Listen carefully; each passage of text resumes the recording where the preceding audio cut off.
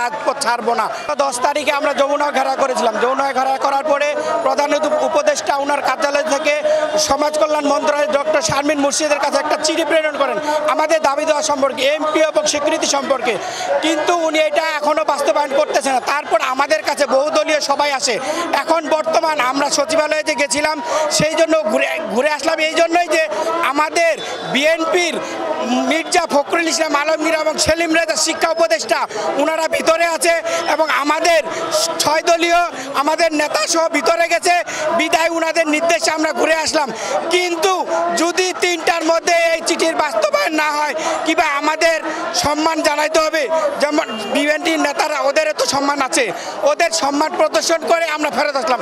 আবার যদি সম্মানের উনার যদি ভালো ফলাফল না পাই তাহলে আমরা এই 32 দিনের আন্দোলনের ফলাফল আবার 3টার দিকে যে সচিবালয় ঘেরাও করব। তবুও আমরা আমাদের দাবি এখান থেকে নিয়ে ছাড়বো, না হলে জীবন দিব, কিন্তু রাস্তা রাজপথ ছাড়বো না।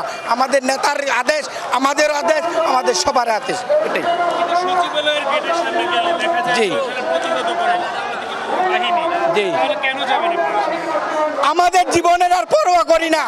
আমরা আজকে 15 বছর ধরে কষ্ট করতেছি। ওনারা মন্ত্রণালয় থেকে প্রজ্ঞাপন জারি করছে স্কুল করার জন্য, সেই প্রজ্ঞাপনের উপর আমরা 3বার করেছি। 3বার করার পরে ওরা যা চাইছে সবগুলো কলম পূরণ করেছে, 28টা কলম পূরণ করেছি। ওনাদের দাবির পরে বারবার আশ্বাস দিচ্ছে আমাদের স্কুল করবে। আজকে 15টা বছর জীবন নষ্ট হয়ে গেছে। সেই জীবনকে আর আমাদের জীবনের কোনো দাম নাই, বিদায় ওখানে গেলে আমরা যদি মরি তাও ছাড়বো না।